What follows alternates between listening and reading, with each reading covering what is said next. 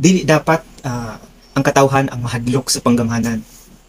Kundili ang naa sa politika, ang mga naa sa posisyon, naa sa mga pwesto, sila dapat ang mahadlok sa katawhan. So ing ana tungod kay ang katawhan ang naghatag og gahum ani nila, katungod ani nila.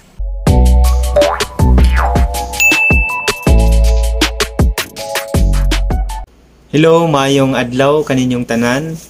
Maayong pagkape-kape diha sa diha, maayong pag timpla-timplag maylo gatas diha. Karong adlaw ato ang discuss ang usa ka importante nga bahin butang nga angay natong sabtan pod, no.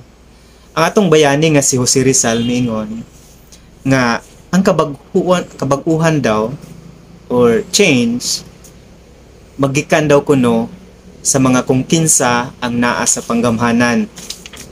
So manay ang giingon kay kung ang kabag-uhan or kana bang kausaban magikan sa katawhan, naa daw posible nga ang dugo daw naay dugo nga mga mang-awas, no, naay bloodshed ba nga mahitabo, no? Kung dili na gyud mag-usab ang atong sistema sa panggamhanan. So buot na ako ipasabot kanatong tanan mga katawhan nga atong hunahon nga dili dapat ang katawhan ang mahadlok sa panggamhanan. Kundili ang naa sa politika, no, ang mga naa sa posisyon, naa sa mga pwesto, sila dapat ang mahadlok sa katawhan, no? So ing ana tungod kay ang katawhan ang naghatag og gahum ani nila, no, katungod ani nila, no, ng mga lagad, no? Pinaagi sa piniliay, no, o kon eleksyon, no. So kana ang ato ang dapat masabtan, no. So dili ta mahadlok, no. Mahadlok banta nga kita man ang naghatag og katungod nila, kita naghatag og kagahom nila aron ibutang sila diha niya mga lagad sa atua o sa katawhan. Unsa may dapat nga dapat kahadlukan sa usa ka politiko, no, or sa mga nasa panggamhanan, no. Ingani ni siya, no, dapat ang usa ka politiko o usa ka nasa pwesto, no, mahadlok siya kung walay kalambuan sa iyang lugar, no. So dapat bation siya ana, no, nga kung wala gani makita ang katawhan nga kalambuan sa usa ka lungsod o sa usa ka barangay o sa usa ka distrito, no, dapat magpanagana na ang usa ka politisan. Tungod kay maabot ang takna nga kung dili na mahitabo, ang tao na mo desisyon. Kita mo desisyon kung butuhan pa ba nato na siya, kung mudagag otro o ipadayon ba nato na siya or dili, no. Kita ang magdesisyon ana, dili sila, no. Dili sila, kundi ang katawhan. So una mo na, no, dapat mahadlok ang politiko. Kung makita niya sa iyang lugar nga walay kalambuan or kausaban, mahadlok na siya dapat ana. Kay matik nga ang katawhan upili na pud na gyud og lain aron maoy mangulo, magdala na pod kay sayang man pod ang budget kung pataka ra bitaw og waldas wa ta kabalog yun sa paggamit. Mamili na pud tag bag-o kay aron ana pay bag-o nga ideya, no, saan pagpalambo sa atong lugar kay failure man ang atong nakita nga wag gi neutro, no, or nausab sa atong no, or lugar, no. Ikaduha, mahadlok dapat ang politiko sa tao kung wala siya tarong nga serbisyo. Sibot pasabot ana, no. So kung dili gani maayo ang pagpangalagad, no, sa usa ka unsay tawag ani politiko, no, sa iyang lugar, mahadlok siya nga naman kay serbisyo man ang gipangita sa katawhan, no. Unya una-una niya nga kini nga serbisyo dili lang sa pipila, no, butang ta serbisyohan lang niya katong iyang mga supporters, serbisyohan lang niya tong iyang mga amigo, mga circle lang niya, kundi ang serbisyo nga gipangita sa katawhan para sa kadaghanan, no. Kung sa kuan pa balaod common good, no, or general welfare, no. So dili lang kay pipila ang makabenepisyo kundi ang kadaghanan, no. except ato mga dato kay bisan pa ganig mga dato na no serbisyohan ni gihapon no. Except ato no, pero kana gyung mga pobre jud no, lisod jud og pangkaon-kaon o lisod ang panginabuhi, kana gyud ang unahon og pangalagad no. So inga na no, kung walay tarong nga serbisyo. Katulo, kung walay nakita nga development no, utang ta walay makita nga mga opportunities nga kapangitaan sa tao nga mabuhi sila adlaw-adlaw no. Kana usa po na sa hinungdan nga dili na dapat nato pilion ang usa ka tawo o usa ka politiko nga wala tay nakita no, moserbisyo lang og hapit ng eleksyon dili man na mao no. Magtukod og mga programa o proyekto kung hapit na ang eleksyon dili na siya tama no. Tungod kay sa first year pa lang nimo, second year, third year nimo, fourth year, fifth year nimo, diha ka dapat manerbisyo og tarong.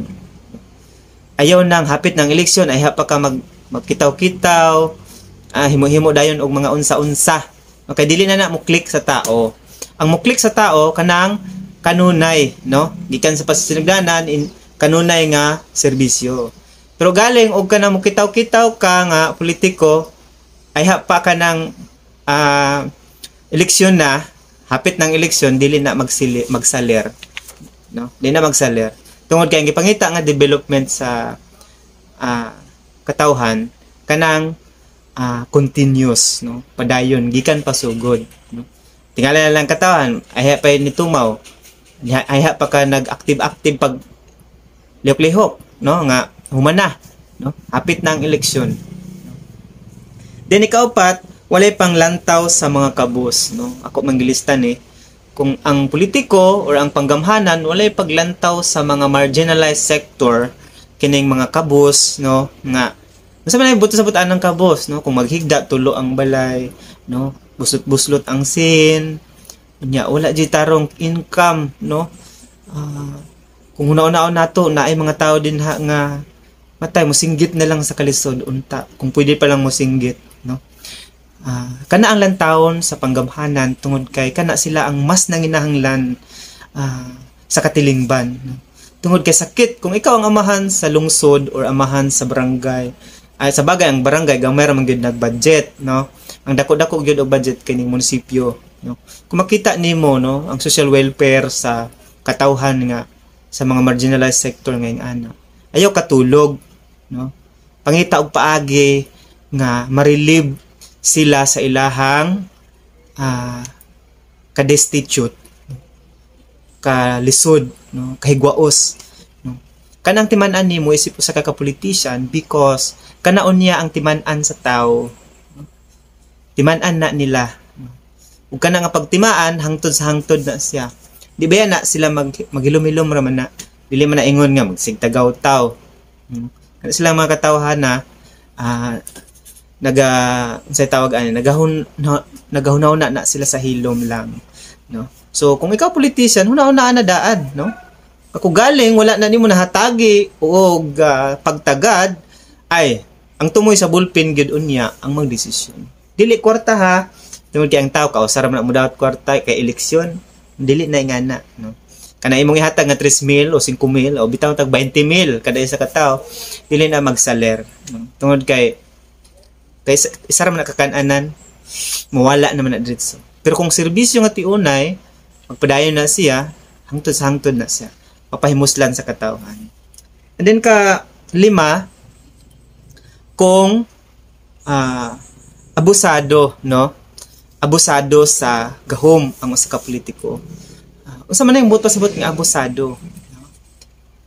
Na ay mga resources giabusaran no, buto sabot nga gamiton ang gahom para sa iyahang personal nga mga interest no, ingana kung ingana ang abusado nga politician no? Naay resources para sa unta to sa mga kabos pero gigasto man pero wala gigasto sa iyahang purpose no, gigasto siya sa bisag asa no, handa adto no, wala magunaw na nga way delikadesa no nga politiko, wala delikadesa ba nga kay balo siya nga iyang lugar nagpait pero convenience gihapon no ang gisigi og atupag no? Wala gyud ang naa sa laylayan, no? And then kanang moingon nga ayaw mo pagbuot kay dili mo gobernador, ayaw mo pagbuot kay dili mo congressman, ayaw mo pagbuot kay dili mo mayor, ayaw mo pagbuot kay dili mo kapitan. Kana nga linya dili dapat na ilinya sa usa ka leader. Ngano man, serbisyo gunay mo hagot. Ang tatak nimo service dapat. Kanang moingon man ka nga ayaw pagbuot kay dili ka mayor, ayaw pagbuot kay dili ka congressman. Una-unaon nimo nga politika ka ha, politiko ka, o mga politiko paminaw. Una-una nga dili nimo makaya nga mo lingkod din ha kung may tao. Dili ka mahatod din ha sa imong gilingkuran kung walay katawhan nga nibutar nimo. No? Dumayo ka nga gipalit nimo to sila kay gintahatag kag kwarta. No, it's dili nga na in the first place ang purpose sa government, no? Ang purpose niya is to serve people, no? Labi na tong mga nagpait, no? So abusado, no? Abusaran ang resources, no? Giabusaran ang katungod sa katawhan nga mangutana, masuko og pangutan-on, no? Dili nga nang dili. Ako kung ako'y leader og imo akong i-criticize ganahan ko. Tungod kay nakita nimo nga na ako'y hiwi, kinahanglan akong tuliron, and then magpasalamat ko nimo. And then tara magkuyog ta. Atong tuliron ang akong mali. Okay? So nga ana lang unta, no? Ang usa ka politician. Dapat nato na may balan tungod kay si tawag ani. Kinahanglan nato ang husbon ang sistema sa atong panggamanan. So gusto na ko ipaabot sa atong tanan, no? Kung dili usbon sa atong lokal nga mga panggamhanan, no? Ang sistema. Kita nga katawhan ang musab niini. Pinaagi sa eleksyon, pinaagi sa pinilian. Akong usbon, kung dili usbon sa mga politiko ang sistema sa panggamhanan, kita nga mga katawhan ang muusab niini. Pinaagi sa eleksyon o kung piniliay sa atong lugar. So kana lang ang ato ang timan-an. Tungod kay importante man na siya. Kung lantaw nimo pertigyod kapait karon, no? Kapait karon niya. Pero sahay kung ikaw maglantaw-lantaw ka, murag makaingon ka nga, murag wa man sila maglantaw oy, murag man nila wa makita ang kapait. Sa akong pagkakita nga harahay man sila, no? Haruhay man ilahang kahimtang. No? Ang makita lang gyud ana kana gyud mga pobre kayo, no? Pero kana mga dato na dili kay na nila makita because they have a lot of money. Ang makita lang ang maka-appreciate anang kalisod ang mga destitute. No? May man sila kay ang uban dinha, mga politician, napay tigtilaw sa ilang pagkaon kay basig mahilo, no? Ingana, no? Lisod kayo. So kita ang musab sa sistema, no? Kay tungod ang korupsyon, nahimo na siyang cancer. Ang cancer gani kung stage 4 na or 5 di na maulian. Ang cancer sa bukog kanang marrow utang ta. Kung stage 4 na or stage 5, ambot og napabay stage 5, di na maulian. Ingana ang korupsyon. It is cancer in our society that needs to be resolved. Or kung dili ma-resolve, pagpadayon ang kahimtang sa atong mubalik na lang ang kahitasan, sunugon ang kalibutan. Maura gihapon. And every politician should remember that they are accountable to God.